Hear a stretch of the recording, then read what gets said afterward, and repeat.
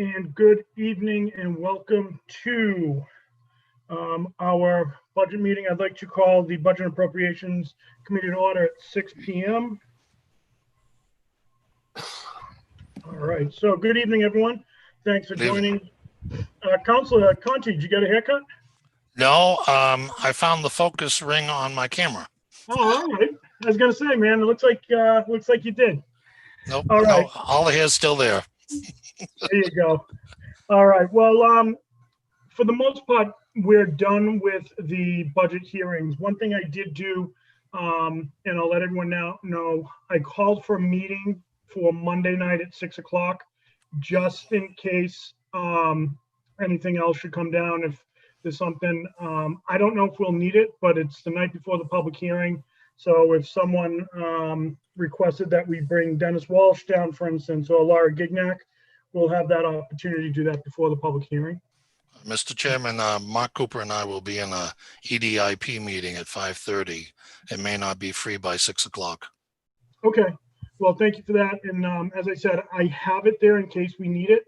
A lot of that's going to be dependent upon what happens here tonight and anything that could come up tomorrow, Monday. So I'd just rather have it and not need it than need it and not have it, sort of thing. Okay. What I'd like to do today really is two things. First of all, I'd like to have Deb kind of walk us through a little bit of the revolving accounts. And again, before I turn it over to Deb, I just want everyone, I want to thank everyone. This has been a bit unusual in terms of who we've invited down. We usually like to bring more of the department heads down. Looking at the budget this year, I mean, it's apparent that it's pretty level funded. The ones who have the biggest piece of the pie, so to speak, we've asked to come down: the water, wastewater, their own entities, of course, general government, as well as public safety, public works. So the schools, public Department of Health. So we just want to make sure that we're getting to everyone. So if there's something in the budget that you see that you ask some questions on, certainly send them to Deb and myself through Virginia, and we can work on getting those answers. But I think the big piece tonight is really going through the revolving accounts that we haven't gone through yet and seeing if there's any questions, because I know Deb did a great job of sending the information out this morning. So thank you for that, Deb. Todd? Councilor Delissio, thank you. One of the things that I was hoping maybe we could do tonight is if we could go through the budget from start to finish and just quickly go through each of the different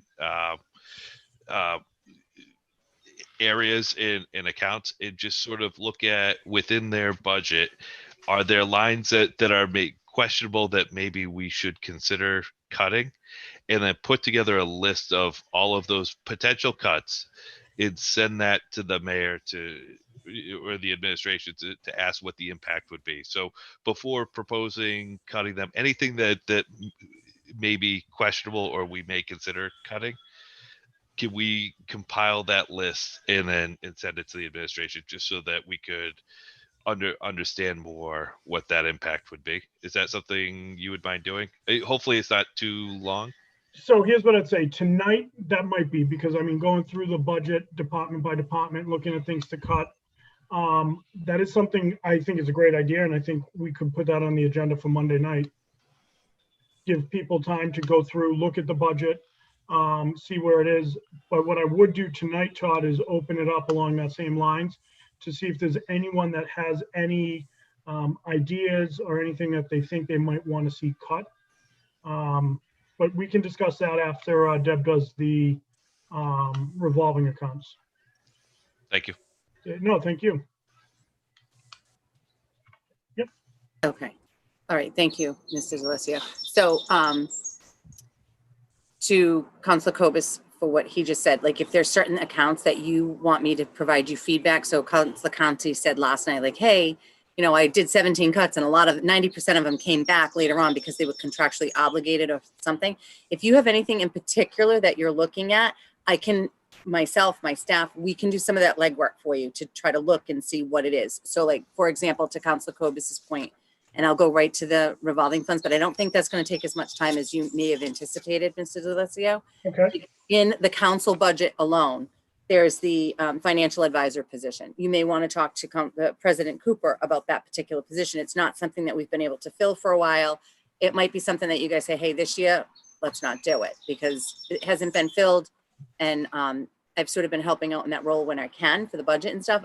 I'm not telling you what to do, but like if you had specific accounts, what impact that would have, I'm happy to do that and look and say, at least I can tell you this much. I know there's a contract. Historically, we sign a contract for that. And then of course you'd need the input of the administration and, or potentially the department head, but some of that legwork, my office can absolutely do for you. So if you go through and you see something that you're particularly interested in, I think that, you know, as your sort of eyes and ears in the building and my role as auditor, I should be able to answer a lot of those questions and help you out with that. So we're happy to do that.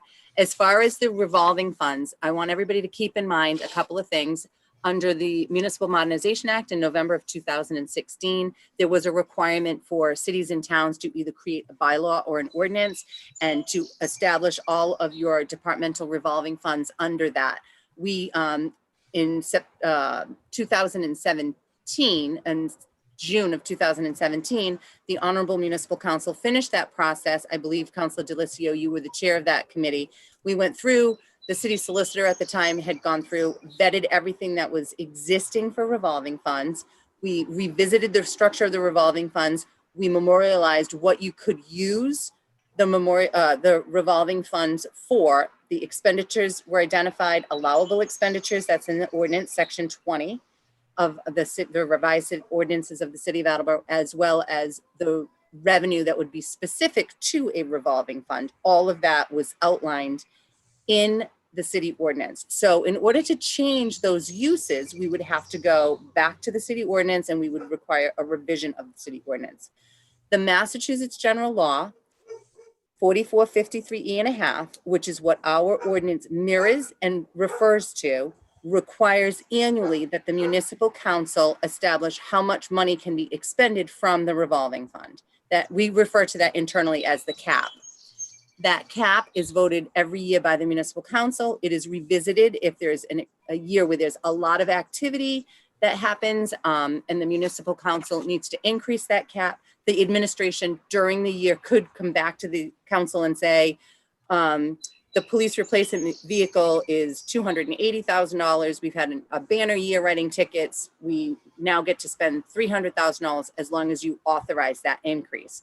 So as we had police, fire, the health department, the zoo come before the council for the budget pieces in the general fund, we certainly touched on the revolving funds. We talked to Police Chief Hegney about the revolving fund for the maintenance of the vehicles, which is Fund 2601. We spoke with Derek at length last night about the zoo revolving fund, and there's an expectation of an update in August and September with Jeremy for that particular revolving fund.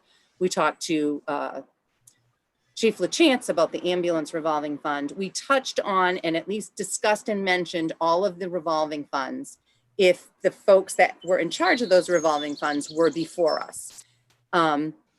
We did not give Budget and Admin Director Jeremy Stull an opportunity to talk about off-street parking. If he joins us this evening, we can have an opportunity to talk about that. The other revolving funds that are listed in item number 3 of the communication of May 26th for the council to renew are all of them to be renewed with varying amounts. There were some modest increase requests in the amount to be expended for the fire ambulance, and Scott LaChance, I believe, indicated to the council that that would help provide some relief because the money comes in, but at the end of the year, he's trying to figure out what can he do relative to overtime and that kind of stuff. So I believe that went from $1.2 million to a $1.3 million ask. That's the only change in that regard. The other one is the Animal Shelter Building Fund that we talked about last evening, because the whole point of that fund was to provide for the opportunity to do some repairs or capital upgrades needed in the relatively newly constructed building, and the council established that fund years ago, and that money is now there and available to do exactly what you intended it for. So that was discussed last night for the increase to $20,000. One of them that you'll see that went up quite a bit, we talked about it last night, was the Residential Special Solid Waste Disposal Fund is at $1.3 million. That's reflected in what the potential is for the new 6079 that's going to go into the revolving fund. So most of it is very straightforward. A couple of folks have not come before the council. So after talking with the chair, I did talk to Bill McDonough today. There are no changes for his revolving fund. He feels as though everything is smoother. One of the things for you to know is that the protective inspection upper limit is presented at $250,000, which is an increase over what happened this year. That's because some large permits have been pulled or are anticipated to be pulled for different building and construction stuff in the next year. If those permits are pulled, the 65% share that needs to be paid to the electrical, plumbing, or gas permit, that would need to come out of there. I'm looking at the revenue that was received year to date. If you go to the spreadsheet or the detailed spreadsheet under protective inspection, you can see that the revenue collected in fiscal 20 posted as of May 30th, 2020 shows as $238,729 and change, where the expenditure posted through the period is $132,985. There is a recent permit, a large permit that was pulled. Bill and I monitor and do not let the payments go out to the inspectors at the time that the permit is pulled. It's apportioned so that an inspector doesn't have their 65% of the permit up front. And then, God forbid, if anything happened, the money would be out the door and we're left saying, how are we going to have the inspections done in the future? So that's the delta there. I do need to let the council know. I need to go back and look at the spending ceiling. I thought there was an adjustment after May 21st, 2019 in that fund. If it wasn't, it is possible that I might be before the council to say, I need that cap voted as an increase so that we can pay the people their 65% share associated with those permits that have recently been pulled. So that's the difference between the 230 and the 132. Ordinarily in that particular fund, pretty much dollar for dollar. A dollar comes in there, the dollar goes out. Unless it's a permit that was pulled by the inspector. The inspector is obviously not allowed to inspect their own work. That would go to the alternate inspector. Or if the inspector is unavailable, it would go to the alternate inspector. And the fee schedule for that is slightly different. I know I'm talking fast, sorry. No, you're fine. You're great. Conti, did you have a question? Yes. Through the chair to Deb, my understanding is that city councils cannot increase the budget. So in a revolving account, the council cannot increase the spending limit, can they? I believe via the Municipal Modernization Act. And that's what I want to confirm. But I think back in 2017, when we did that, Counselor, it's raising the ceiling, if you will, the capacity. I believe that's part of the Modernization Act. So in the case of the zoo, because we're facing a challenging year with the zoo, I have an interest in raising the limit that the zoo can tap into the revolving account. Can we do that, Deb? So let me ask, I'm not sure I understand your question, but right now, the Capron Park Zoo is allowed to spend $1.5 million from their revolving fund. Or that's what's proposed to the council. So they're going to be allowed to expend $1.5 million out of the revolving fund if you do the vote that's before you, provided they have $1.5 million collected and available. Okay, and additionally, my Yep. other question is that this is the only time of the year that we can create a new revolving account, correct? Not if, my understanding, Counselor, is if it's new money. Absolutely new money, not included in the local receipt. In an existing local receipt, I could petition the director of accounts and let them know that it's something new. So typically you have to do the total amount, on or before July 1st. So these have to be renewed by on or before July 1st because they're existing funds existing in the ordinance. There was a discussion with the school department. There was some interest in potentially creating a new revolving fund that would have to be on our side, even though it's the school for employee recognition type things that would be funded through ticket sales for some stuff. So it would be self-generating. And that is something that was at the forefront before the shutdown for COVID. So honestly, the comptroller and I haven't gotten back to that. But let's say that they came forward in October and said, hey, you know what? Everything's back to where we want it to be. We want to pursue that. I believe through the director of accounts, I could approach them and say, this is a new revenue source. I'm going to create a revolving fund, an ordinance, go through the municipal council for them to establish a cap, and that would be allowed. But after the setting of the tax rate, same thing. I'd have to demonstrate that whatever that revenue source is not already built into the tax rate. So specifically the account 2602 off-street parking meter receipt. Yep. We've got, I think, $21,290 in the account. No, wait a minute. No, I think you have $350,000 in that account. $350,000 in that account. Mhm. And that account is used during the year, I think, for the maintenance of the parking garage. It And pays for the, lights and power, the maintenance of the parking garage, the contractual obligation for the parking professional fee for service, the company that writes the tickets, Yep. and that kind of stuff comes out of there. and so we've expended 78,673 Yes, sir. of the 105,000 we've taken in. Yep. So is it logical for me to assume that this account could have an approximately $30,000 surplus each year that could accumulate into a larger amount? There was strictly on those two numbers, yes. So actually what did happen was some of this accumulated to a larger number, and this is where some portion of the improvements to the Sanford Street garage did come from in the large capital. But same thing. So so some of that came from a free cash appropriation, some of that came from Chapter 90, and some of it was charged here. So I don't know what the philosophical perspective of the previous director of budget administration and the mayor were, but conceivably, if there was another project to be done to that particular, to any parking lot that is under the rules, under the ordinance, you could conceivably charge that. If you're So looking for could the- capital money, So could the council change the revolving account for this 2602 and mandate that only 70% of it could be spent each year?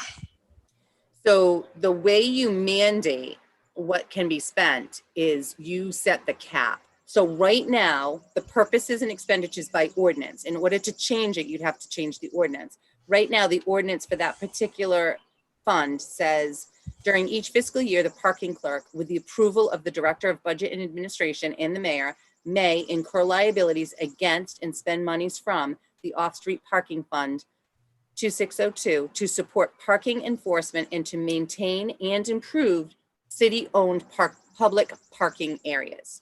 So that's what the fund can be used for. So the revenue source of that is 50% of the income generated from parking fees and fines for parking violations. So you could change the ordinance, right? You'd have to go through the appropriate process to change the ordinance, and whatever change would have to be sort of reviewed by the solicitor to make sure you're still in bounds for what's allowed in a revolving fund.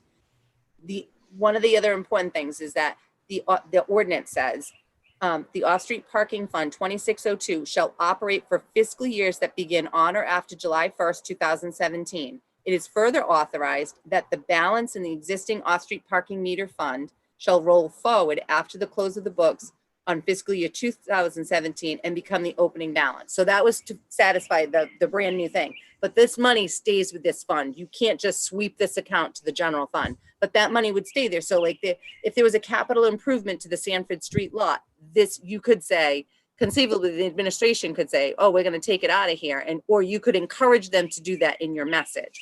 The limit of what they can spend is really the strongest control the council has, which is what you did for the Animal Shelter Building Fund several years in a row, where you said your cap is 0. So the fund still existed. The revenue was still redirected into that special revenue fund, but nobody got to spend the money because you didn't say they could. Got it. So the limitations of what you can spend money on is in the ordinance. And with the redirection of money. Now, keep in mind, if you tried to redirect any revenue and that's already built into the local receipt portion of the budget, that messes up the general fund budget. If it's a brand new revenue source though, and I can demonstrate to the Department of Revenue, the Director of Accounts, after July 1st, historically, prior to the Municipal Modernization Act, I could demonstrate that to them and say, this is brand new revenue, things we've never collected before. I want to establish this revolving fund under the ordinance now. I don't know for certain that they'd say yes, but I can't imagine if I could demonstrate on behalf of the city that it isn't someplace else, that it wouldn't be allowed. Does that make Thank you. sense? Yes, it does. Thank you, Mr. Chairman. No, absolutely. I think it was the right question to ask, Rick. I think sometimes, some of us have been doing it so long that we just kind of take for granted some of this stuff. So I think it's a good point of clarity. So the other person that I spoke to on behalf of the chair today was, I did reach out to the Council on Aging Director, Madeline McNeely. I spoke with Madeline. She's all set with her revolving fund, the things that are in there. She and I did have quite a lengthy conversation about, some of her programs, and she's concerned about what's going to happen with local aid, the formula grant. Are we going to get the grant? Are we not going to get the grant? Madeline shared with me today that she was approved through the Department of Community Development for some of the some additional relief from COVID funds there. So she's hoping that will help offset some of the services that she's intended to get. I did also have a brief conversation with Dennis Walsh. Obviously, certain programs are going to be run at a limited basis. Some programs aren't going to be run from the Recreation Department. One of the things that still needs to be addressed is, I told you last night that yesterday afternoon, the city received some guidance relative to the COVID-19 money and the FEMA funds and how to establish two funds and what we're going to do. My office worked most of the day on that. Frankly, we're still not done. It's a heavy lift, and Jeremy's working on some of the stuff. I'm working on some of the stuff. Two of the staff people in my office are working on it so that we can collate the data and re-meet again tomorrow with Paul because we've done that a couple of times already to kind of ferret out where are we, what are we doing? One of the things that I need to clarify with the administration is, I believe within the recreation budget, I'm not 100% sure, but I believe it's a true statement to say within the Recreation Department budget, which is Department 630, under program assistance, the $62,000 under program assistance, historically that money would be lifeguards for the pools that open.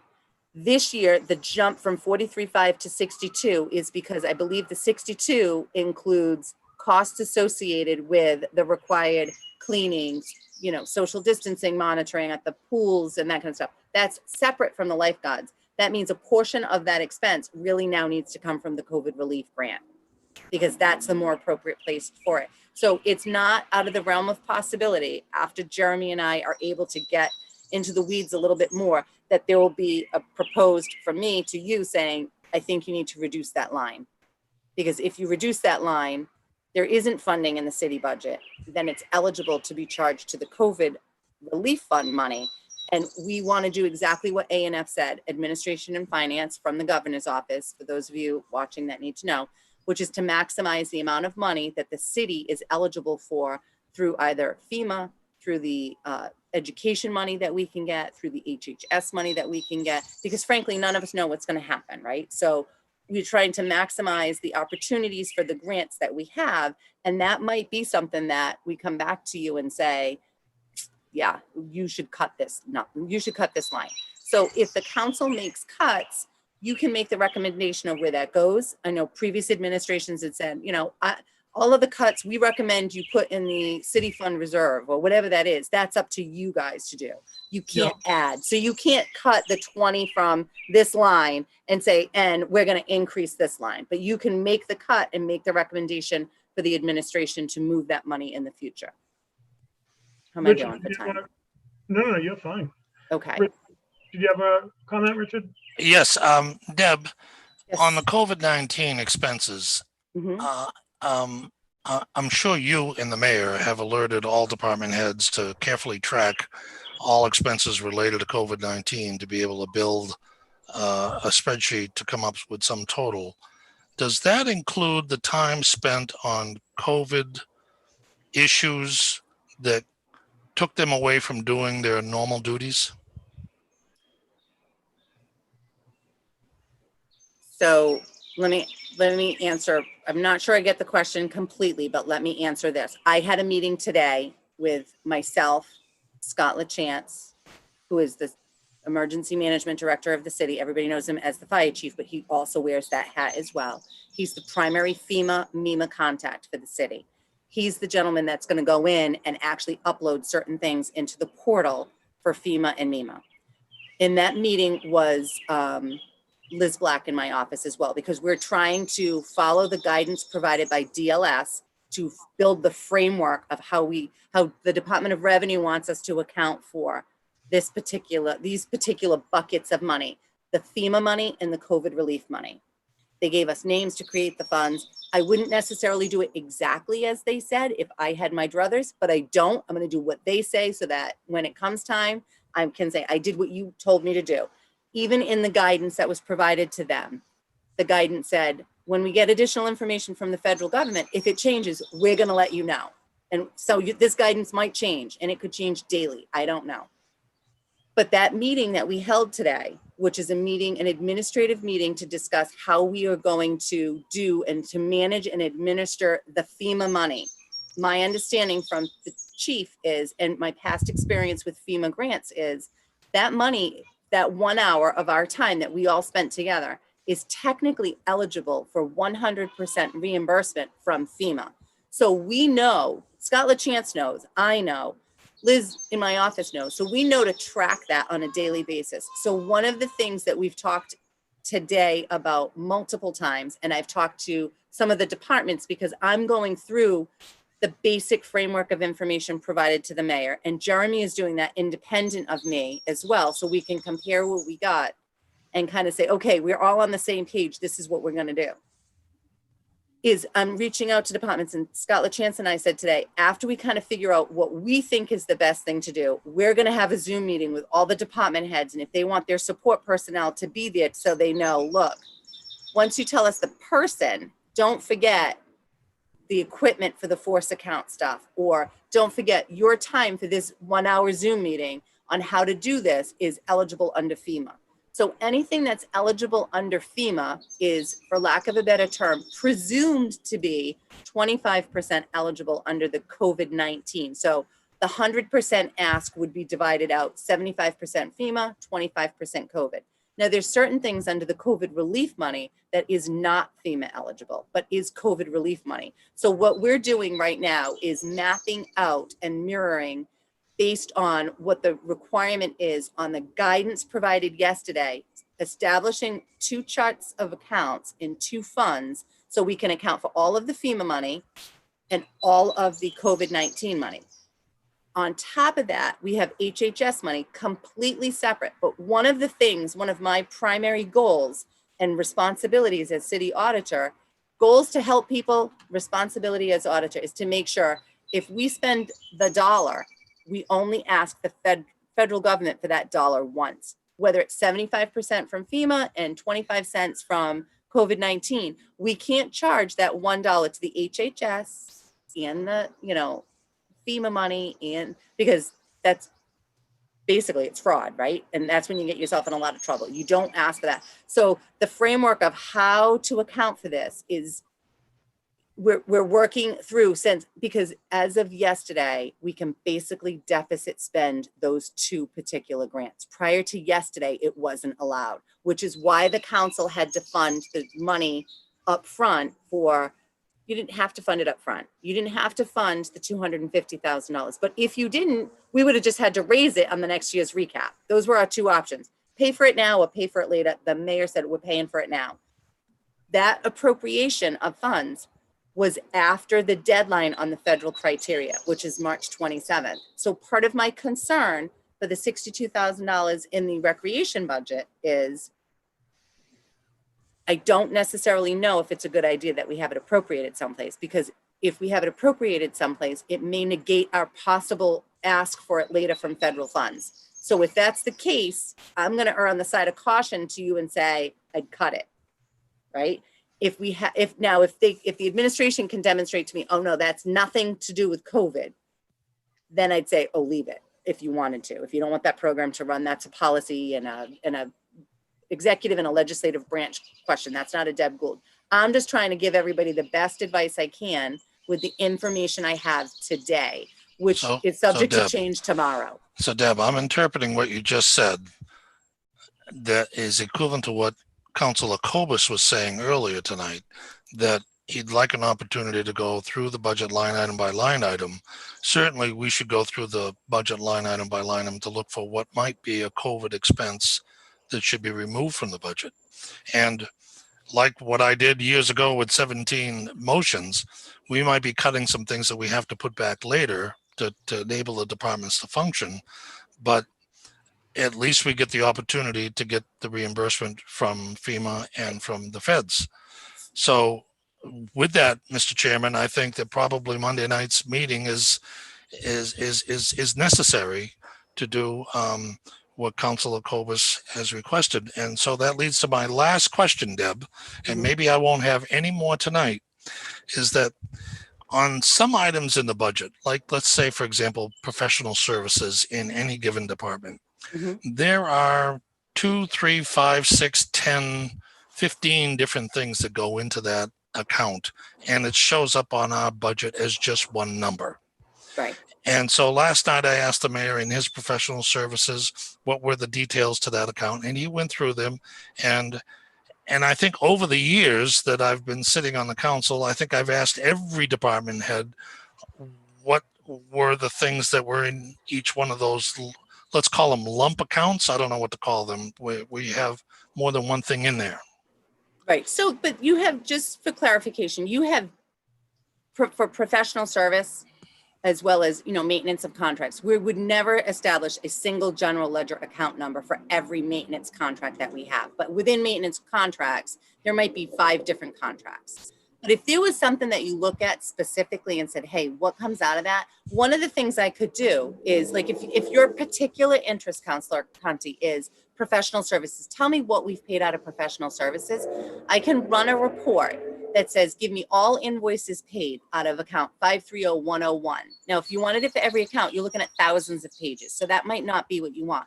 But if you said, I really want it for these 3 departments or these 4 departments, just so I can see, I can run a report and email that report to you so you have a sense of, and I can do it in more than one way. I believe I could go in and just do vendor, right? So the vendors paid for from, which would condense the report in some respect. But if you looked at an engineer, professional service line, and you saw an engineering firm's name come up over and over again, you'd have a sense of what it is that they use that particular account for. So that was the thing I was trying to get to with Mike Tyler when we met with him last week. When I looked at Mike's professional service account, my concern, frankly, for Mike was that I thought it might be a little bit low because he's returned to the council. His revised budget for 2020 was $97,089. His ask for this year is 50, and the mayor's giving him 50, essentially. That's the recommendation. So I looked at that account, and I noticed that inside that budget are some Farmers Pond Dam and a Mechanics Pond Dam inspections. So he's had to come back to the council a couple of times and ask for that money. So that's what I was trying to figure out. Is that an annual recurring expense? And is that annual recurring expense covered by the 50,000? I believe Mike shared with us, look, about 25 of it is stuff that I know I have to do every year for, like, the street lights, like that Pine, I want to think it's Pine Technologies that they use. Pine something. That's terrible that I can't remember. That particular cost. And then the rest of it is stuff that I know typically comes up in a year, but not necessarily every year. So some of it is very straightforward because they build their budget knowing that. Some of it, sir, is they have a professional service line because they know historically they've needed money for X, Y, or Z, and they sort of build that in. So if there was a particular account that you're interested in, if you get it to me tomorrow or even early Monday, creating spreadsheets and stuff like that, depending on how many of the 11 counselors approach us, given we're trying to get the COVID-19 stuff, might be a little bit, but we'll do our level best to answer any questions that you have. And I can look in the computer system on any account and tell you what was historically paid out of that account. So certainly we've done the condensed budget stuff and we've done some of the limited stuff, but like, you know, like, so if you want to go through the budget Monday night, Counselor Delicio and stuff like that, some of the stuff I looked through to say, hey, does this make sense? Why are we doing this? Where is this? And some of those questions I've called my colleagues and asked in anticipation of you asking me. So I don't know if I asked all the questions that you guys would ask me, but certain things that I've asked, you know, or I encourage folks to say, you know, a couple of years ago, I wasn't going to be before the council for my budget. So one of the other things we could do, like if somebody wanted to, they could send you something that says, hey, these are the things that I included in my budget and here's why. So we have some options given the limited time that we have, but I'm here to help. If there's something that you're interested in knowing, I can look. And if it's something that you say, hey, I want to cut this, what's the consequence of cutting it? I can show you my perspective, not the policy thing of people are going to be upset, but is there something contractually obligated? Like if you cut something from a salary line, well, under the collective bargaining agreement, this is a potential problem for you, Right. as opposed to another line that you say, I really don't want to cut that. Now, the COVID money, the specific cut to COVID, the only reason I'm thinking along those lines of do we need to cut that particular line is if it in fact is COVID and I can identify that as I'm working through the spreadsheet that I was working on today and that I'm working on tomorrow morning and meeting with Jeremy at 10 and Paul on at 11. So if anything was the result of that, if it's COVID related, I would expect that to be me coming forward to you. The COVID money, the 291 budget, in this budget, the account 291000 that starts on page 37. That $150,000 should be cut from this budget. The corresponding cut from this budget would be item number 2 on the communication from May 26th, where the mayor asked for $150,000 of stabilization fund to cover the FY21 budget. That should not be voted. That should be canceled, so to speak, because that 150 from stabilization is the 150 in line 291. That's what Paul was talking about last night. So that should be something that the council, I would say, don't do that. You know, vote that down or strike it from the docket, the 150, and make the corresponding cut of the 150 out of 291. So the stabilization is made whole or kept whole, and the 291 is just removed. The budget from 291, 1,000, the $150,000 is removed from the budget. Those expenses would be, in theory, charged to 2 places. FEMA, if it's FEMA eligible. The second place, if it's not FEMA eligible, it would be charged to the COVID-19.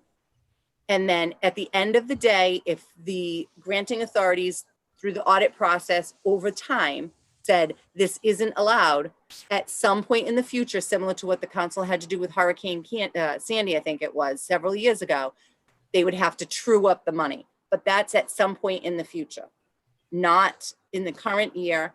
And I frankly wouldn't expect it to be in fiscal 21 either, because the length of time it usually takes is longer. The DLS does not want us to split invoices. So if it's FEMA eligible, it's going to be charged to the FEMA. I know that 25% of that wouldn't be eligible until the money comes in, and then I'd move the 25% off against the other grant.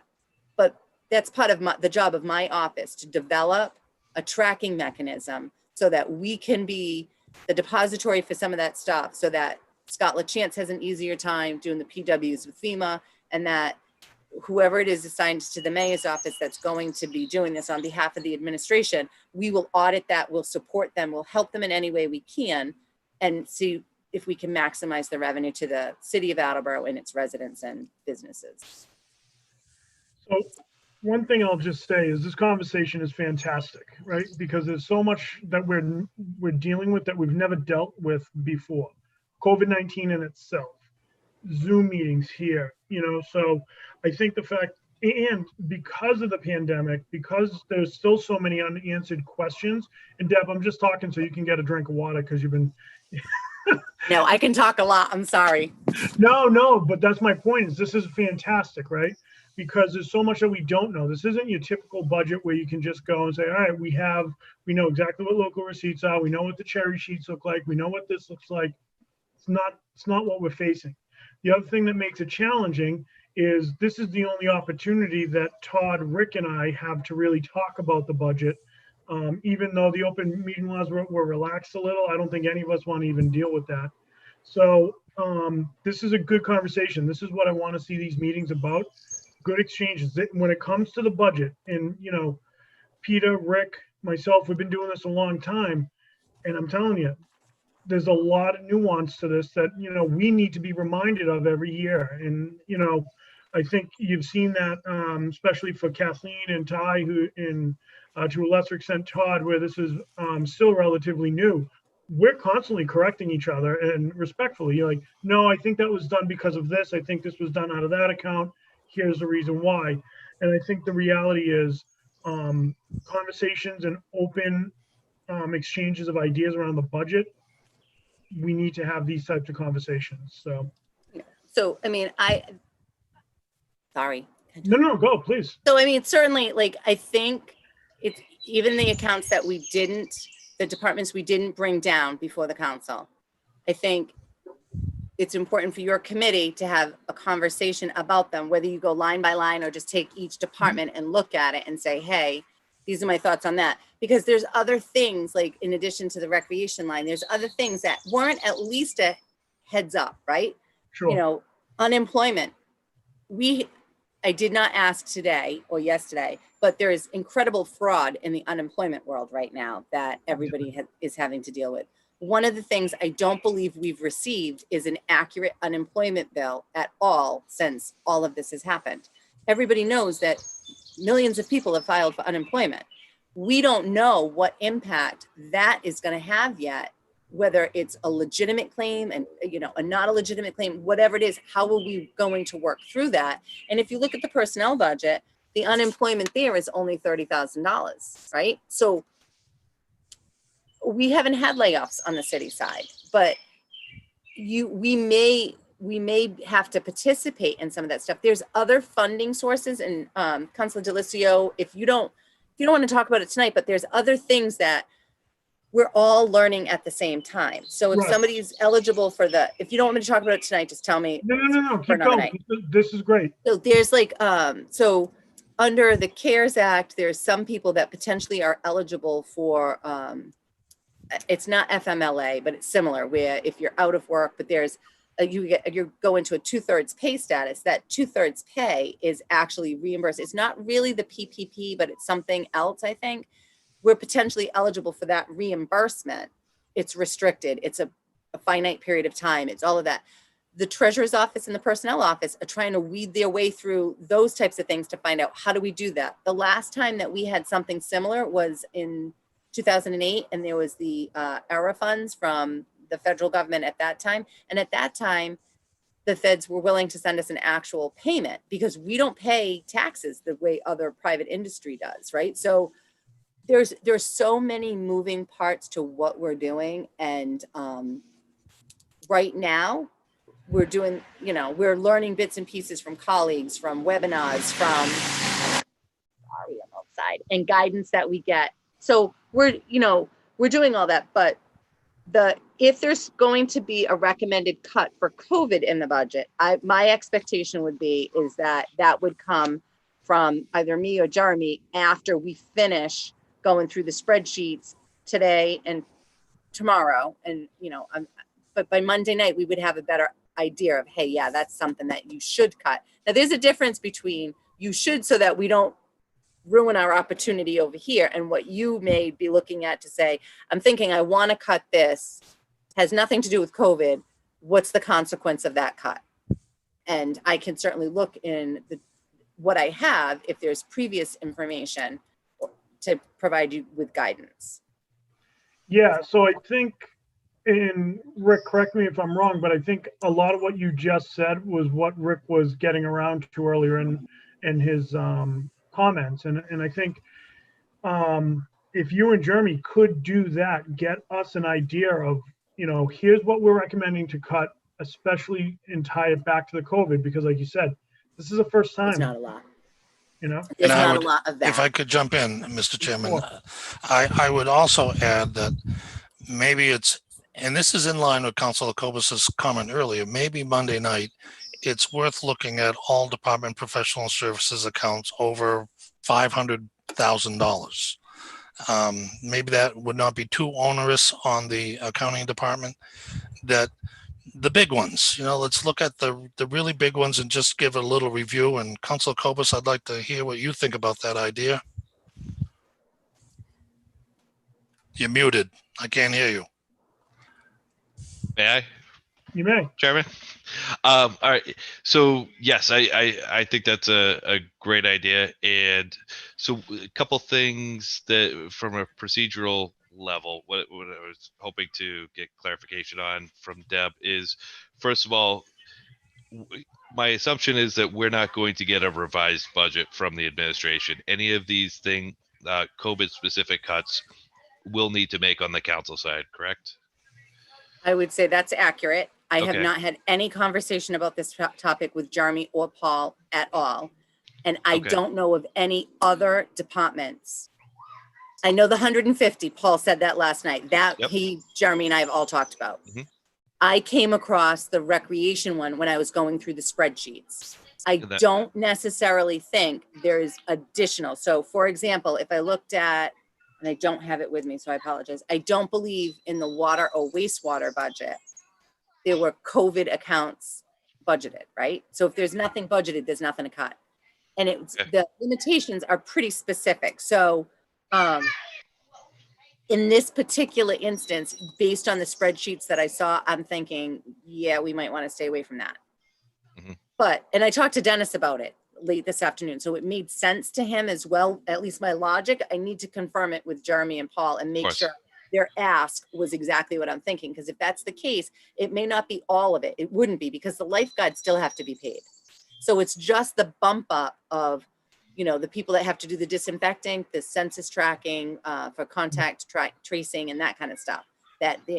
And in fairness to the department, if the rules come out from the governor's office, who knows? So we might cut it now, right? If that's the will of the council after a recommendation, you might recommend that the mayor just sit on it, put it in the reserve fund, come back later, whatever the case may be, because all of a sudden the rules might change and he might need the money for those programs if those programs run. So that takes me to the second question is, so say we go through and make all of these cuts because, with the concern that either the FEMA money is going to pay for it or will be reimbursed for the COVID-19 money, or concern whether it's policy reasons that we're concerned that we don't have the money in hand and we're concerned that we won't get the money from the state. Regardless, if we make those cuts, the mayor's just going to reappropriate the money because the funding for the budget was based on the governor's January predictions. So would it make sense for any cuts we make to request that the mayor put those in the reserve fund for transfer, like you were saying, so that at least if we needed to spend them later, it would require council approval? I know we can't require that, but we can request it. Okay, my turn. Yes. All right, so any cut you make Mhm. basically goes away, right? But because the mayor presented you with a balanced budget, in theory, a supplemental appropriation could be presented to the council in the future. If your recommendation was for that to go into the reserve fund, you in theory would have a balanced budget. I know with 100% certainty that the budget is going to have to be revisited, because if nothing else, debt exclusion has to happen. Mhm. Right? So we know with 100% certainty, we're going to have to come back to the council. If between now and when that happens, which is probably early to mid-October because of the timing of the debt issuance that the city treasurer is planning, if local aid is known before that and it's lower, we're going to have to be back sooner, right? Because then we'd have to make cuts, or we're going to know that the budget is out of balance and we'd have to come back and say, local aid was cut $1 million. We now know we have that. We need you to fund it. By the way, free cash isn't certified yet. So the only place for you to go is stabilization, or we need to make $1 million of cuts. That's sort of like what ends up happening. So I'm not sure I answered your question, but the timing of the budget every year. We typically revisit in a regular year, because if growth comes in higher, we need to put that growth someplace, and that has historically, a lot of times, if they don't have a spot for it, it goes into the reserve fund so the council can appropriate it later. But the only way anybody can spend any money out of the budget is if you appropriate it. So if you leave the money in the budget and it's there on July 1st. Now, we all know that the money's not all going to be spent on July 1st, but legally, the administration and the person whose budget that is, as long as procurement law is followed, the first threshold is the money appropriated? If it's there in the budget, the answer to that question is yes. Then before the bill can be paid, it has to be lawfully purchased, right? So then I'm looking, did you have quotes? Did you follow 30B? Did you follow 3039M? Is it under 140? How did you procure this? If those two thresholds are met, it's lawful. It's not in excess of the appropriation is actually, I think, the way the statute reads. The lawfulness is, you followed the procurement stuff, not in excess of the appropriation. I can sometimes ask whether or not it's the intent, and I might ask for clarification from the council, but I would have to sign the purchase order. Then it becomes Paul's opportunity to say, I'm not letting you spend this money on that. That's ridiculous. But if the mayor thinks it's a good idea and he signs off on it, then legally we could not prohibit that payment, and that money is not available for you to cut, because when I sign a purchase order, that guarantees the payment, because that gives the vendor essentially, or the contract that I signed to go with it. If the money was in the reserve fund for transfer, then it would require our approval to move it over somewhere to say, for instance, the fireworks. Right. If we move that to reserve fund for transfer, the mayor would then have to come and request that money from the council before spending it. Right. So to clarify, you have the right to, cut the $20,000. You could recommend that the mayor put that into the reserve fund for transfer, but you can't put it there. That's my understanding, and I don't believe the statute has changed, because there have been some modifications due to COVID, but to my knowledge, that has not changed. So you could do the cut. Theoretically, the mayor could return to you on July 1st, if there's a communication, and say, I want you to put that $20,000 cut in the reserve fund for transfer, right? Or he could just sit on that 20,000 and say, I'm not going to go back to the council until I know that how the local receipts are going to shake out. If we're getting close to tax rate time and setting the tax rate, and we don't know, and our local receipts are coming in, but our local aid is still unknown, conceivably, the mayor could say, I don't want to lose the opportunity to spend that money. I want that money to go into a reserve. The fireworks are already passed because that happened in September. That opportunity's gone. But I want maybe for something I need in January, and the budget hasn't been finalized, so that we have to present a balanced budget before we submit the tax rate. Because when the tax rate goes in, the debits and credits have to match, the revenues and expenditures have to match. So at this juncture, the council has the right to cut the budget. You can make a recommendation of where it goes, but the supplemental appropriation would be from the administration of where he wants to put it. He could return to you, let's say you cut the budget, and let's pretend that it's August 1st, and we find out that local aid is held harmless based on the budget that was presented to you.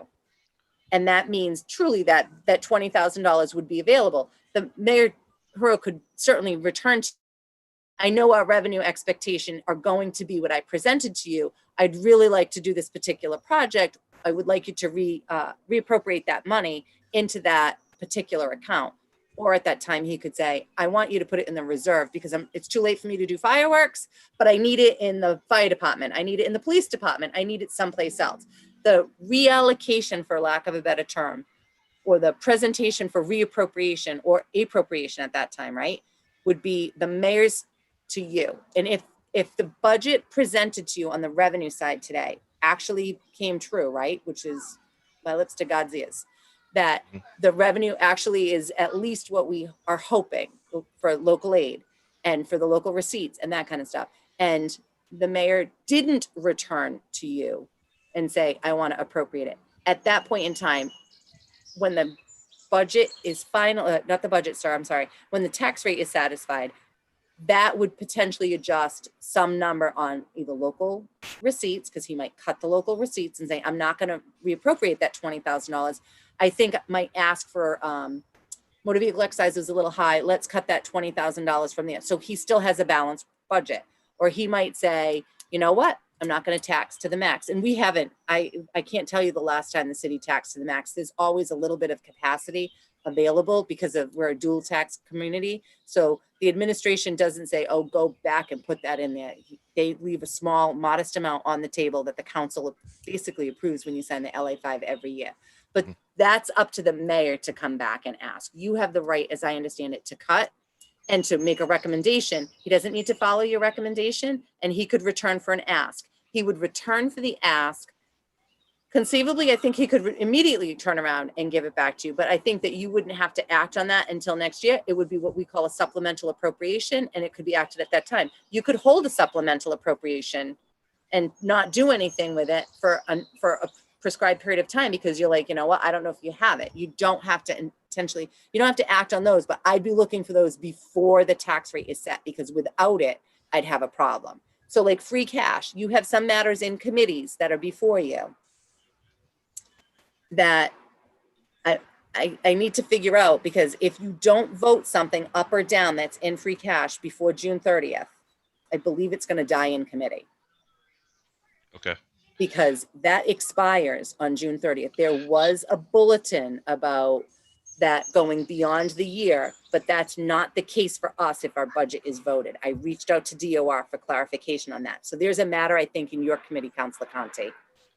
Yeah, there's a matter in my committee for $180,000 that I've been sitting on waiting for October, and now I'm concerned that June 30th it disappears. So it can come back. So the mayor would have to, I believe what would have to happen is, and I did send something out to our DOR rep to try to figure that out and make sure that my understanding is correct. Still for us in the city of Attleboro. Now there are some extensions of that time for free cash stuff for towns because of their ability to assemble for town meeting. That's my understanding. So that item that's in your committee, if that's not addressed or voted now, let's say, right, that in theory, that $180,000 is going to fall through and become part of the next certification. It would have to be returned to the administration to you for a vote. But I do not believe that if that is not voted before free cash expires, for lack of a better term, that you're going to have the opportunity to vote that in October. I'll have to add that to my discussion with my committee on Tuesday night. And I just had a super quick follow-up. Well, I had two, but you answered one. And so just to clarify, so if we cut a bunch of things and suggest that they get moved to the reserve fund for transfer, my understanding now, one of my concerns was what's that do to our schedule and having a budget approved by July 1st. And my understanding now is that we're fine as long as we approve the budget. You know, we can make these cuts and then do a supplemental appropriation later for them to move them to a reserve fund for transfer, or wherever the mayor decides. Right. My second other question was, is it possible for us to cut a portion of a line? Like say the fireworks with 20,000, could we cut it and say, we'll give you $10? Yes. Or, just something. Yes. Okay. Yep. My understanding, sir, as the legislative body, you're under no obligation whatsoever to vote in the affirmative for any appropriation that's put before you. So I knew we could cut a line. I wasn't sure if we could cut part of a line. No, you can cut absolutely. You can cut a part of a line. Yep. Got it. 100% certain on that one. Yep. That you can't do is add anything. You can't Understood. add. Yep. You can't add. You can make recommendations. You can make suggestions. Got it. But you can't purposely put money, like if you got the fireworks line that you just referred to, you can't say, I want that $20,000.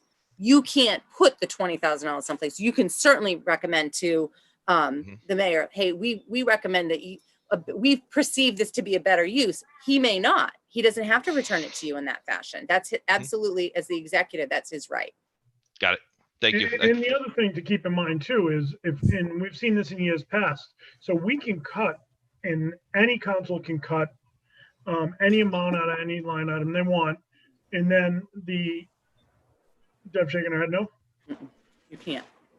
I believe by charter, you can't cut debt. I got to go back and look, but Oh, so it's not any line. So fair point. So other than debt, so I digress. But my bigger point was going to be that anything we cut, the mayor can come right back down and put in front of the council again.